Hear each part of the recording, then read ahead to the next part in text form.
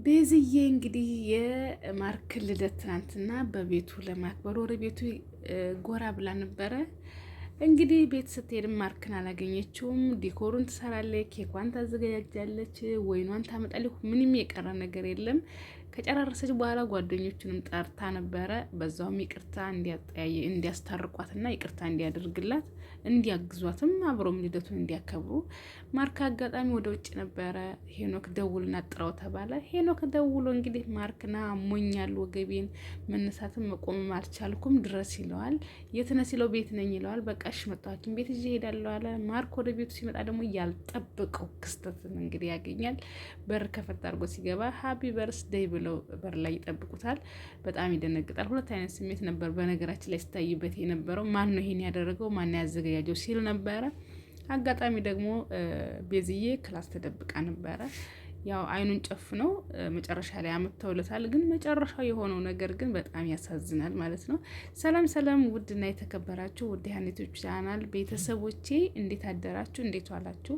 እኔ ያሉ እግዚአብሔር ይመስገን ሰላም ነኝ። እናንተም ሰላም እንደምትሆኑ ባለሙሉ ተስፋ ነኝ። ውዶቼ ለሀኒቶች ቻናል አዲስ የሆናችሁ ሰብስክራይብ እና ላይክ ሼር በማድረግ አበረታቱኝ።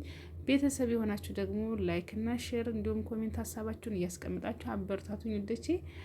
እንግዲህ ወደ ርዕሴ ስገባ ትናንትና ዞር ዞር ስል የነማርክን ቪዲዮ አገኙት ማለት ነው። እንግዲህ ቤዝዬና ማርክ እንደተጣሉ ታውቃላችሁ። መቼም የዩቱበሮችን ተጣልተዋልም ለማለት ይከብዳል፣ አምኖ መቀበልም አይቻልም። ስራ ነው፣ ስራ እየሰሩም ሊሆን ይችላል፣ የእውነትም ጥል ሊሆን ይችላል። ማርክ ግን በዚህ ልክ ሲያምርና ሲናድድ ሲበሳጭ አይቼው አላውቅም። የእውነትም ይሆናል ብዬ አስባለሁ። እና በባለፈው እንዳያችሁት ኤፍሬም የሆነ ፎቶ ማርክ ከሆነች ልጅ ጋር ነች ነው ብሎ የሆነ ፎቶ በስልኩ አንስቶ አሳጥቦ ለቤዝዬ ሰጥቷት ነበረ። ያን ፎቶ ወስዳ ለማርክ ትሰጠዋለች። ማርክ የሚደነግጣል። ማን ሰጠች? ማን ነው ይሄን ያደረገው አለ። ይሄን የሚያደርገው ኤፍሬም ነው አለ። እንግዲህ ታሪኩን ቢያቅ ነው ዞሮ ዞሮ ኤፍሬምን የጠራው። ያው ኤፍሬም እንግዲህ እንደዛ አበጣብጧቸው ተበጣብጠው መጨረሻ ላይም ትናንትና አበባ ይዞ የሆነ ልጅ ይቅርታ ሊጠይቅሽ ነው ብሎ የሚያደርገው ድርጊት በጣም የሚያስጠላ ነበር በእውነቱ። እንኳን ስጋ ለሆነ ሰው ይቅርትና ለባዳ ሶስተኛ አካል ሰው ህይወት ውስጥ ገብቶ የሚበጠብጥ ሰው በእውነቱ የተረገመ ሰው ነው። እና ያው መጣ ትናንትና። ቤት ሲመጣ እንግዲህ የጠበቀው ነገር ሌላ ነው። ማን ይሄን ያዘጋጃጀው አለ። አይ ልደትን ልናከብርልህ ብለን ነው አሉት። መጨረሻ ላይ አይንህን ጨፍን፣ ሌላ ሰፕራይዝ ትልቁ ሰፕራይዝ አለ አሉ። አይኑን ጨፍነው ሲያመጡለት ቤዝዬን ነው።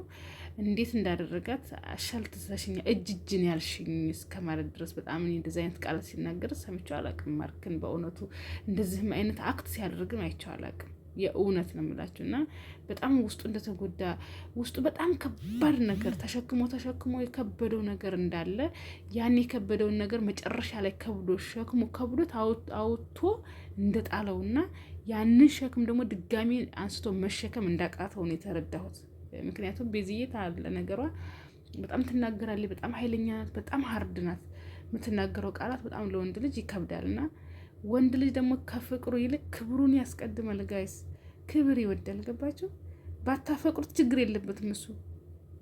ጸባያችሁ ከተስማማችሁ ሊቀጥል አብሮ ሊጓዝ ይችላል። ክብር ካልሰጥሽው ግን እመኘኝ ብታፈቅረው ራሱ ጥሎሽ ይሄዳል። ገባችሁ? አንድ ቀን አውጥቶ ከጣላችሁ አለቀላችሁ። መልሶ ለማስገባት ራሱ ይከብዳቸዋል። እና ማርክ በጣም የተሸላታች ያለበት ተሸላታችቷል። በቃ የመጨረሻ የቤዝን ነገር መሸከም ያቃተው ይመስለኛልና ሲቀጥል ደግሞ የጸጸትን በመጨረሻ ላይ በጣም በቃ ተውኝ ብሎ ሲያለቅስ ፊቱ ምናምን ላይ ያለው ስሜት በጣም ከባድ ነበረ። እና ቤዝዬን በቃ አጣታለሁ በቃ አጥቻታለሁ ብሎ አስቦ ያቺ ደግሞ ከፎቶ ጋር የነበረችዋን ልጅ ነው እንግዲህ አብሮ ያለችው ማለት ነው። እና እኔ የሆነ ስህተት የሰራ ይመስለኛል። በሁለት አንግል ነው የተረዳሁት። አንድ ከልጅቷ ጋራ የሆነ ፍቅር ጀምሯል። ከዛ ቤዝዬን ደግሞ ልደቱን ልታከብርለት በየዋህነት ቤቱ ሲያገኛት በጣም የተጸጸተ ነው ይመስለኝ። ሲያለቅስ እንደዚህ ሆኖ ሲሆን አይቼው አላውቅም። በጣም ኃይለኛ እና በቃ ስሬስ ሆኖ ሲናገር ነው እንጂ የሚያየው እንደ ሴት ሲያለቅስ ተውይ ብሎ ምርር ብሎ ሲያለቅስ አይቼው አላውቅም። እና ጸጸት ያለበት ይመስለኛል። የጸጸትን ባ ሲቀጥል ደግሞ ከአንድም ሁለቴም ቀለበት ላድርግልሽ ብሎ እሷ ገናንን ምናሮጥን ብላ ሁለቴም አበለሻሽታበት ፕሮግራሙን እንደሄደች እናውቃለን። እና ያም ይሆን ብዬ አስባለሁ። እኔ ግን ሲመስለኝ በቃ እሷን ነው አንድ ያጥቻታለሁ ብሎ የራሱን ህይወት የጀመረ ነው ይመስለኝ። እኔ ደግሞ እንጃ እንደዚህ ማርክን በዚህ ደረጃ እናልጠብቀውም። ግን እጅ ነው ያልሽኝ ነው ያላት። እውነት ለመናገር እንደዚህ ሲናገር ሰምቻለሁ። አንድ ሰው እጅ ነው ያልሽ፣ በቃ ተይኝ፣ ውጭ ከህይወቴ ስትባሉ ሴት ሆናችሁ በሴት ቦታ ላይ ራሳችሁን አስቀምጡት። ምን ያህል ይከብዳል። እና ቤዝዬም የመጨረሻ እንደወጣለን ነው የምትፈልገው። እኔ ህይወት ከወጣሁ ደስተኛ ትሆናለህ፣ ይሄ ነው የሚያስደስትህ ብትለው፣ አዎ ውጭልኝ፣ በቃ እኔ ራሴን ህይወት ጀምሬያለሁ ነው ያላት። እና ያ ምን ነው ባልጀመርኩት አይነት ነገር ጸጸት ያለበት አይነት ሰው አይታችሁ ታውቃላችሁ? የሆነ ነገር ያንን ሰው ገፍታችሁት ወይም ገፍቷችሁ ሄዶ እሱም ደግሞ ያንኛው አካል በቃ አንዴ እሷን አጥቻታለሁ፣ በቃ ይሄን ነገር አምና ተቀብላለች፣ አሳምነዋታል፣ መልሼ እሷን አላገኛትም፣ በቃ የራሴን ማረጋጋት አለብኝ፣ የራሴን ህይወት መጀመር አለብኝ ብሎ ፎቶዋን አብሮ ተነበረው ፎቶ ጋር የነበረችዋን ልጅ አምጥቶ ቤቱ አይታችኋል፣ እንዴት አድርጎ እንደ ወይን ምናምን አድርጎ ቤዚ ደርሳባችኋል። አሁን ከእሷ ልጅ ጋር ፍቅር የጀመረ ነው ይመስለኝ። በቃ ጸጸቱ ይነበባል ውስጡ ፊቱ ላይ ማለት ነው። በጣም እንደዚህ ሲሆን አይቼው አላውቅም። ማርክ ሲያለቅስ አይቼው አላውቅም። እንደ ወንድ ሆኖ ኩሩ ወንድ ነበረ እንደሆነ ማውቀው የሆነ ጸጸት የጸጸት እንባ ነው የሚመስለኝ። በቤዝ ላይ የሆነ ስህተት የሰራ ይመስለኛል። በንዴት ወንድ ልጅ ሲናደድ የሚያደርገውን አያውቅም።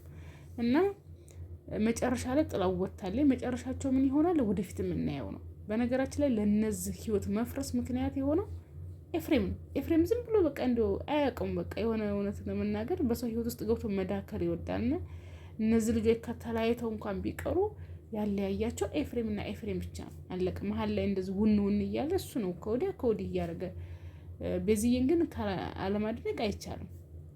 የሚያደርገውን ነገር መጨረሻ ላይ እየገባት ሲመጣ የመጨረሻ አልሰማህም ብላ በራሷ እንደቆመች ነው የምናየውና